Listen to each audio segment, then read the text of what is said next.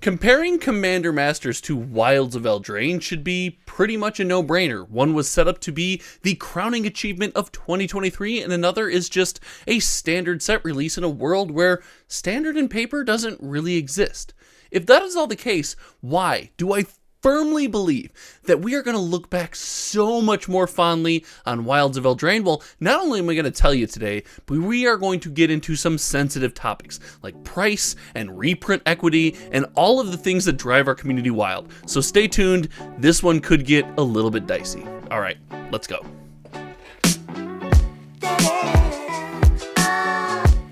If you would have told me when the 2023 lineup was announced that Commander Masters would be a set that wasn't just beloved by everybody and flew off the shelves and went straight to Mars, I probably would have called you a liar. Directly to your face. Heck, it's a set that services the largest group of enthusiasts we currently have, and it's a master set, which overall generally do fairly well. But here we are in Commander Masters. It isn't exactly failure to launch, but it's not exactly flying to Mars anytime soon either. And for a lot of reasons, I actually believe that in the near and distant future, we are going to look back more fondly on Wilds of Eldraine than we ever do on Commander Masters. I know this is a wildly bold claim, and I want you to stick with me because I have a lot of points here that I think you guys are going to have a lot to say about. So as I go over everything I have to say today, make sure you add a comment in the comment section of this video. And if you haven't yet, click that subscribe button because I think conversations like this are a ton of fun to have with our community. But when it comes to something like Wilds of Eldraine,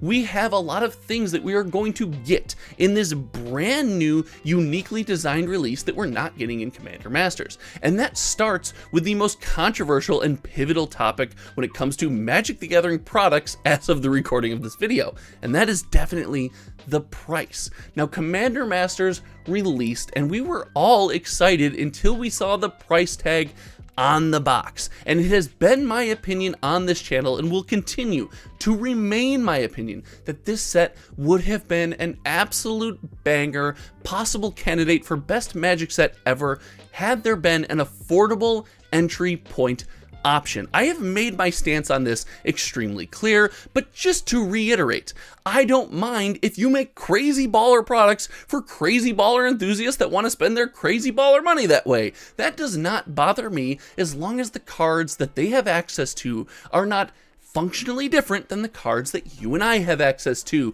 My problem starts when there is no real reliable or affordable entry point for the regular enthusiast. And this is, at its heart, the bastardization of the set booster box in Commander Masters. The set box has always felt like something that is for the every enthusiast. If you can open a draft box, you can open a set box, you can crack packs and have a ton of fun. And that was the project, or the inception of Project Booster Fun. That was the whole point, right? But with the set box costing a minimum of $300+, and yes, it's coming down as of this video, make sure you're subscribed. I have sales data from TCG Player to go over this week. That one's going to be fun. Wilds of Eldraine is going to offer us a different experience. I guarantee, looking at the subset of cards or the Mystic Archive style enchantment lineup that are in Wilds of Eldraine, there's going to be some good hits in those products. There's going to be some flashy and baller versions of a lot of cool cards that we want to get our hands on.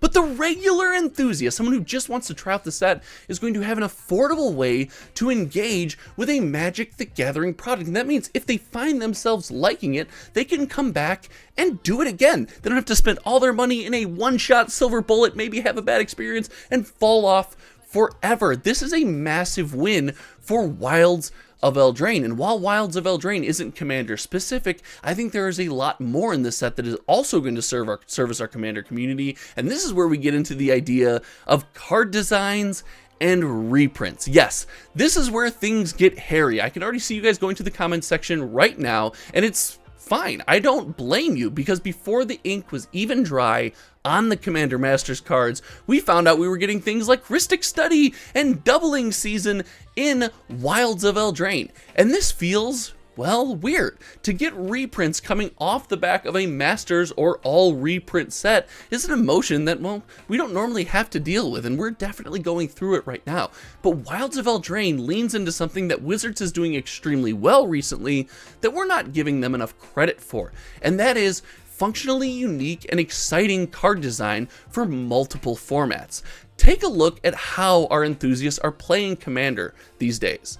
It is more about building 32 to 37 to 46 crazy Commander decks, all of different strategies, all probably without perfect mana bases, just to try out different things that are coming out with each standard set release. Because remember, in each standard set release, not only are we getting the standard cards that can go in your Commander deck, but we're getting like a Commander sub-theme in there with new synergies, new commanders, and new cards to give a try.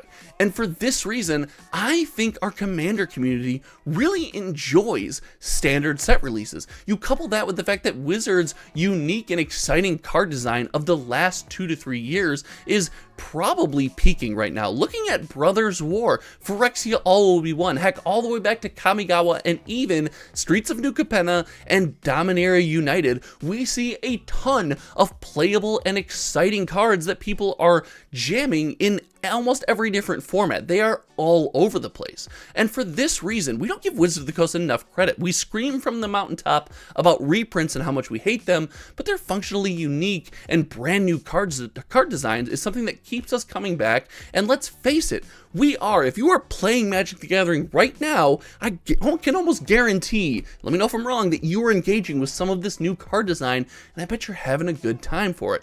And for this reason, I think we're going to have a chance to really fall in love with Wilds of Eldraine. I think it's something that's going to really lend itself to our community at a more affordable price point and finally some unique card design. And remember, it's coming at a pivotal time. It's in between an all reprint set and then the holiday set, which is Lord of the Rings, which is just a reprint of stuff we had a little bit earlier. So it's coming at a really pivotal time where we won't have had unique cards and new designs in a while, and that's exciting to see. But the last point we have here is probably the thing that's been missing in Magic the Gathering the longest, and I have to discuss it today, but I would be remiss if I didn't remind you guys about channel memberships here. If you're looking for a way, like most of you say in the comment section, to support the channel above and beyond, you can visit that join button at the top pinned comment or anywhere you find it on your video, and you can become a channel member for at least $5 a month. You get exclusive content, channel badges, cool emojis, and access to any posts that I make about my data or any thoughts I have about Magic the Gathering.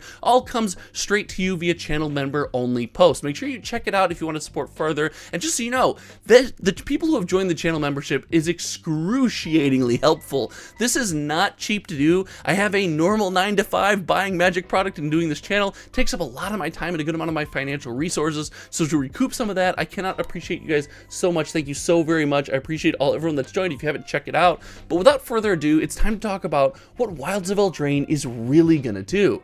And that is give us the opportunity to build an emotional connection to a Magic the Gathering set. This is something that we have not done a great job with recently. Looking at the rapid release cycle, we don't have the time to really dive into a set, really get our hands dirty, fall in love with it, and hold on to that set for a while.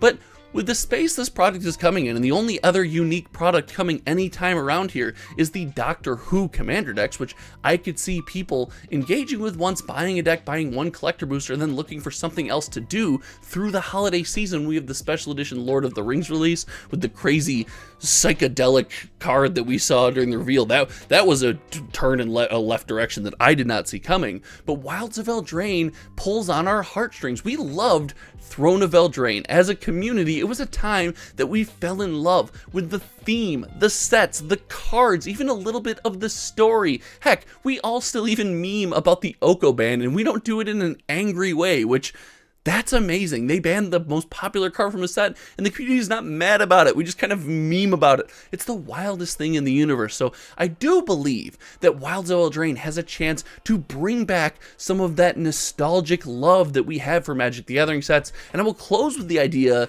and just the tinfoil hat time that Throne of Eldraine, the Eldraine universe, would have been the perfect set for old school block printing. To be able to get 3 sets in a row telling the story of Eldraine and embracing this flavor and theme and these characters and mechanics is something I think would have gone a long way in a positive way. I think we would have really enjoyed that as a Magic community. But hey, maybe that's just the Magic boomer in me just kind of coming through. I am trying to be less of a Magic boomer. I want to have fun with Magic. I want to embrace the things I want to enjoy. I want to talk about the things I don't. And that is something you can always trust from this channel. I will always tell it to you straight. I'm not an MTG ambassador. I'm not Wizards of the Coast sponsored. You can check anywhere on this channel, and even if I was, the promise I make to you guys is, hey, if I like it, I will tell you, and if I don't, you can bet I will do that too. So thank you guys for hanging out. Let me know your thoughts in the comment section below. Until next time, you guys know me. My name is Josh. I appreciate each and every one of you for hanging out. We will see you next time. Goodbye.